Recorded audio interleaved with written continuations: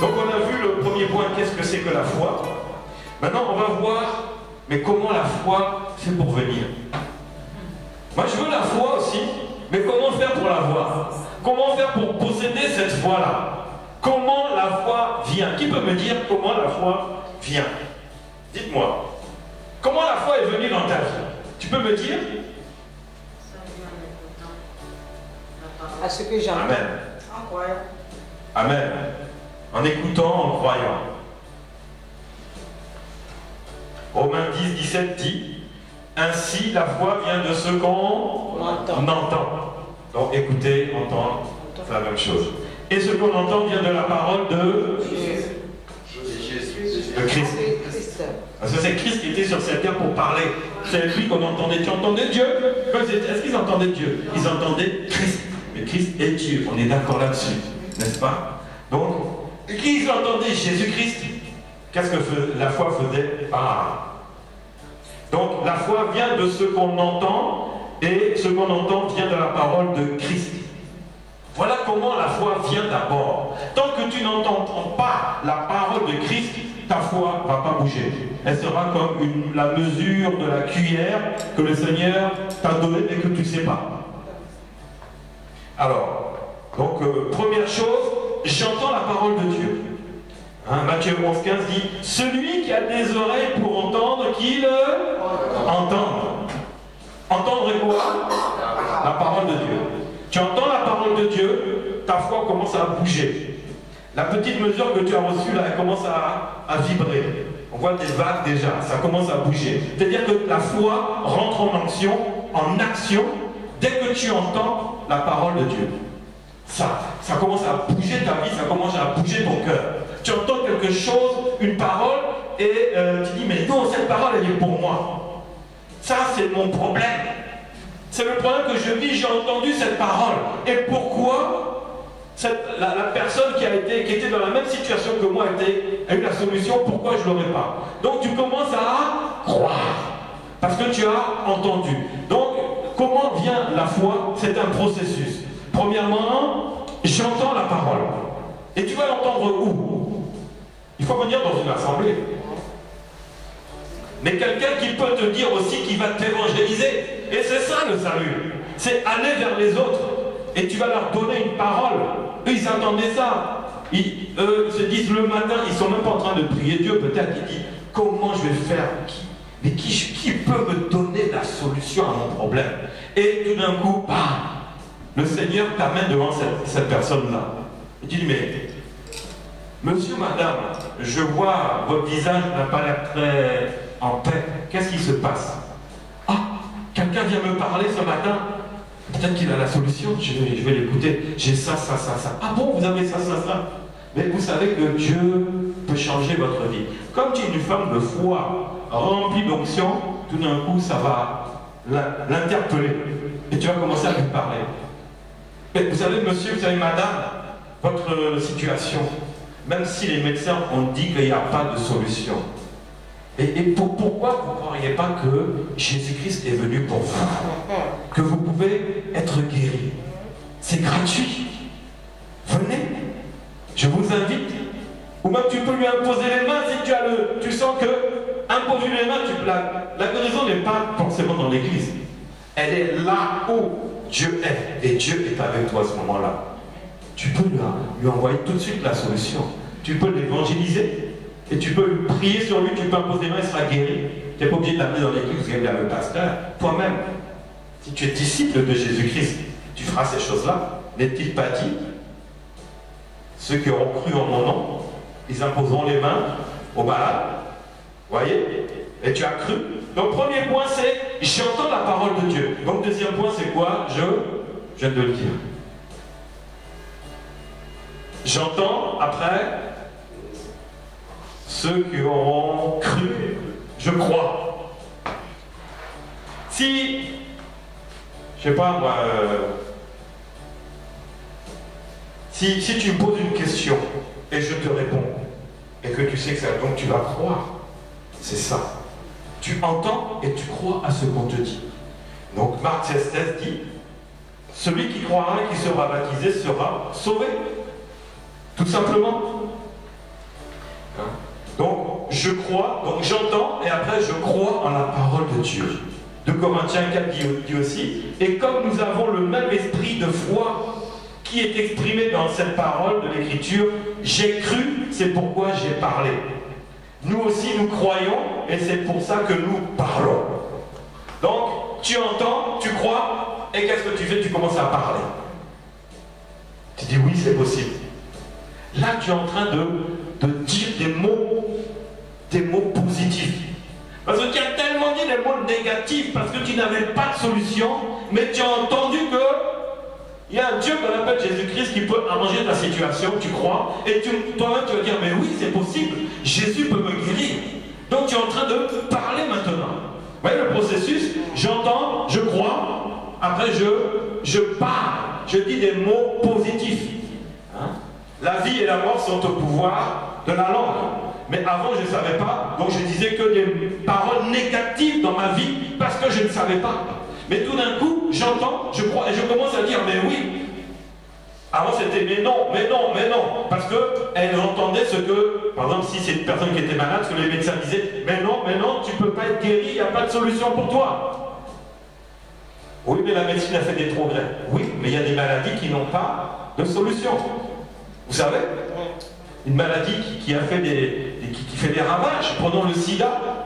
Est-ce que tu crois qu'une personne qui a le sida peut être guérie? Tu crois sur quoi? Si tu crois sur la parole des médecins, tu n'auras rien. Mais si tu commences à mettre tes pensées sur Jésus-Christ, tu vas voir la guérison, elle va se manifester. Il y a des guérisons de sida. Il y en a. Témoignage. Ici même, je vais vous dire, il y aura même papier à l'appui. Ex-sidéen, et il va pour montrer que je suis un ex-sidéen. Ex. Tu sais ce que c'est, ex? C'est-à-dire qu'il était sidéen, maintenant il n'est plus sidéen, c'est un ex-sidéen. Et on va voir maintenant son taux de machin là, de tellement bas qu'il n'y a plus de traces. Tu crois que c'est possible? Oui. Eh bien, tu vas le voir ici. Oui, tu vas le voir. Ben, je sais. Je le crois. Tu as raison, il faut le croire. Non, mais c'est ça. Nous croyons. C'est pour ça que nous parlons. C'est pour ça que je te parle. Pourquoi? Parce que je crois et en plus je sais. On a prié, on a fait tout ce qu'il fallait. Nous, on a mis notre foi. La personne a élevé sa foi. La personne est guérie. Rien ne peut tenir dans la foi d'une personne. Hein. C'est la ferme assurance que je serai guéri. 1 Jean dit aussi, 5 dit, quiconque croit que Jésus est le Christ, il est né de Dieu. Et quiconque aime celui qui l'a engendré, aime aussi celui qui est né de lui. Mais toujours Jésus, c'est le fondement de ta foi, le roc.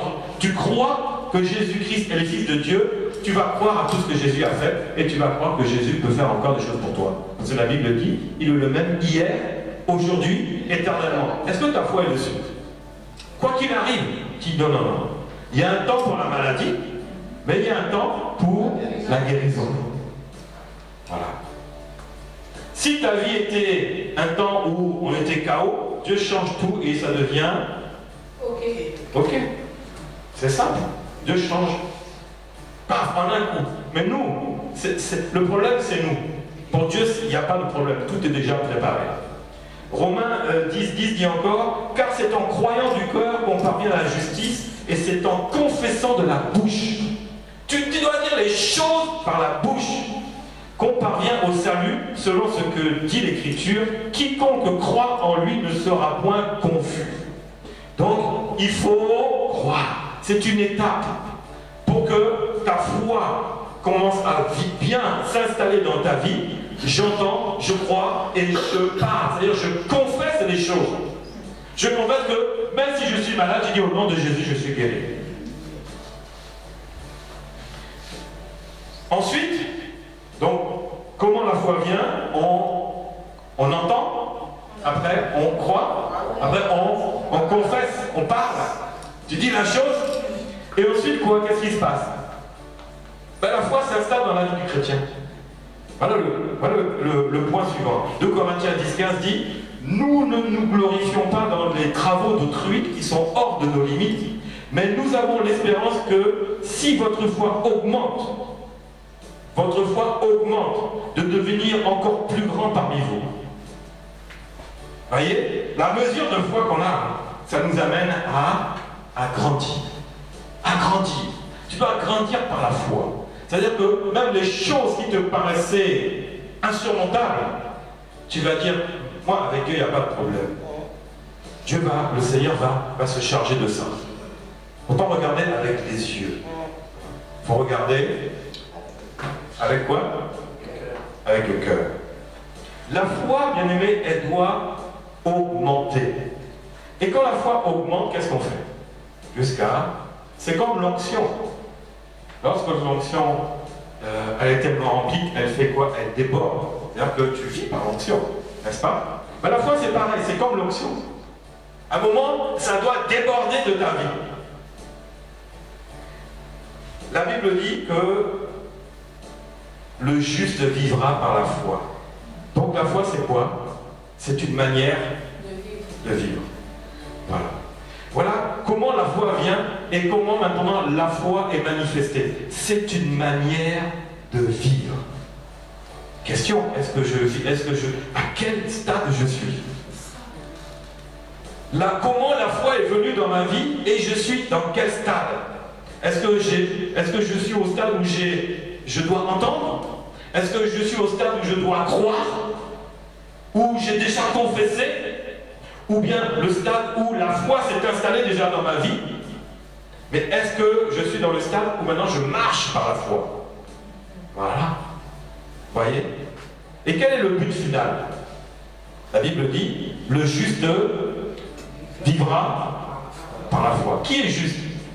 Qui est juste? C'est qui? Voilà. Celui qui a cru en Jésus, qui a reçu Jésus-Christ comme son cœur, c'est lui qui est juste, il est justifié. Alors, Romains 1, 16, 17, car je n'ai point honte de l'évangile, c'est la puissance de Dieu pour le salut de quiconque croit. On revient à ça, à croire. Du juif premièrement, puis du grec, parce qu'en lui est révélée la justice de Dieu par la foi et pour la foi, selon qui est écrit, le juste vivra par la foi. Tu es juste, tu as reçu Jésus-Christ, tu es justifié. Mais est-ce que maintenant, tu vis par la foi? Voilà. Là, maintenant que chacun s'examine. Vous voyez? Voilà comment la foi vient et quel est le but de la foi. Ephésiens 3:12 dit aussi que je dois mettre ma confiance, la foi aussi, et confiance en Dieu. Et sois sûr que la parole de Dieu, elle n'est pas terminée. Elle est encore vivante pour toi. Ephésiens 3:12 dit, en lui nous avons par la foi, en lui, la liberté de nous approcher de Dieu avec confiance. Donc, bien aimé, par la foi, tu t'approches de Dieu avec toute la confiance. Tu n'as pas de problème. Tu sais qu'avec Dieu, il n'y aura pas de coups tordus. Parce que quand tu t'approches avec des gens, en apparence ils sont bien, mais derrière, tu ne sais pas ce qu'ils t'ont réservé. Donc ta confiance, elle est limitée dans le monde. Mais pour Dieu, ta confiance, mais là, illimitée. Même si les hommes, les femmes, si les gens ont volé ta confiance, ont abîmé la confiance, mais pour Dieu, remets la confiance que tu avais, mets-la en Dieu, tu ne seras point confus. Donc ici, nous voyons que entendre, est-ce que c'est suffisant? C'est pas suffisant. Est-ce que croire, c'est suffisant? C'est pas suffisant. Entendre et croire, c'est pas suffisant. Il faut dépasser ces choses-là. C'est-à-dire qu'il faut dépasser ton entendement. Il faut dépasser tes raisonnements pour que la foi puisse maintenant aboutir dans ta vie. Donc nous pouvons dire que la foi en Dieu, c'est l'aboutissement qui ouvre la vraie relation avec Dieu. Voilà comment la foi vient. Qu'est-ce que c'est que la foi? c'est un aboutissement qui t'amène dans la relation avec le Seigneur. Ni plus ni moins. C'est-à-dire que quand tu parles à Dieu, tu es même, ta foi est telle que tu penses que même Dieu est là, que Dieu t'entend. C'est ce niveau-là. La foi t'amène dans une relation avec le Seigneur. Voilà comment la foi vient. Donc, on récapitule. Première, c'est quoi? J'entends la parole de Dieu. Deuxièmement, je crois. Troisièmement, je confesse. Quatrièmement, la foi, elle s'installe dans ma vie. C'est-à-dire qu'elle se développe, hein, parce qu'elle est déjà installée, mais elle va se développer. Et la dernière chose, c'est le juste vivra par la foi. Voilà comment la foi vient. Est-ce que c'est compliqué? Mais Dieu a fait tellement simple. Il a dit, ayez foi en Dieu. Il a dit, est-ce que quand le Seigneur reviendra, est-ce que je trouverai la foi? Est-ce que je vais trouver la foi? Pourquoi? Parce que cette foi-là, elle est attaquée. La foi vient, mais tu sais que la foi peut partir. Si le chien il t'attaque, là, comme on avait dit, si le chien t'attaque, est-ce que ta foi, elle ne va pas partir en courant? Tu vois? Oui, parce que quand les problèmes arrivent, mais peut-être que le Seigneur veut te tester dans la foi. La foi vient, mais il ne faut pas que la foi reparte. Il faut garder cette foi-là, parce que tu en auras besoin tous les jours pour avoir l'assurance de ton salut. La foi, c'est pour avoir l'assurance du salut, ni plus ni moins. Je suis sauvé, gloire à Dieu. Ah non, tu es sauvé, mais tu sais que tu peux perdre ton salut. Tu sais ça? Mais avec la foi, quand la foi vient, elle va garantir ton salut. Il ne faut pas que ta foi s'en aille. Parce que si ta foi s'en va, ton salut, il s'en va, il fout le camp. Et tu vas dire, oh Jésus, mais Jésus dira aux 5 vierges folles, mais je ne vous connais pas. Pourtant vous avez bien commencé dans la foi. Le salut était là.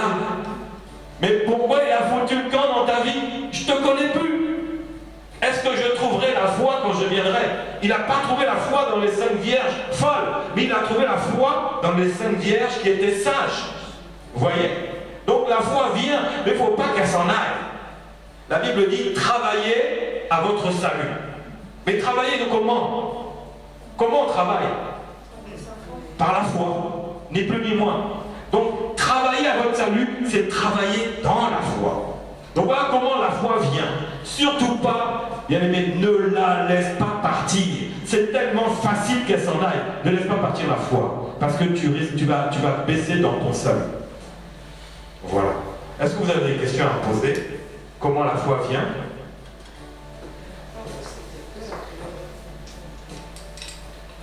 Non, c'est clair? C'est clair. Le processus, il est facile, il est simple. Pourquoi? Parce que Dieu a tant aimé le monde, il n'a pas fait des choses compliquées. Il est descendu lui-même. Il a révélé maintenant qu'il faut avoir foi en lui. Et en écoutant, donc en venant à l'église, en faisant, en étant vraiment engagé par la foi dans le Seigneur, ta foi sera ferme. On va voir après que, on va voir maintenant à quel niveau est la foi. On verra ça après. Voilà, que Dieu vous bénisse. Amen. Amen.